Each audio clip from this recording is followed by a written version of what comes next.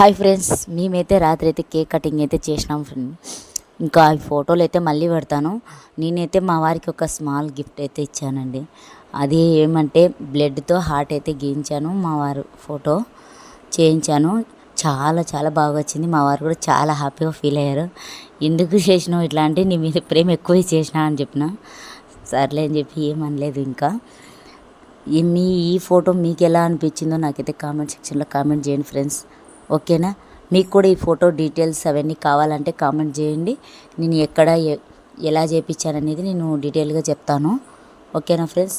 మీకు ఈ ఫోటో నచ్చినట్టయితే కామెంట్ చేయండి, లైక్ చేయండి, సబ్స్క్రైబ్ చేసుకోండి. ఓకే మరి.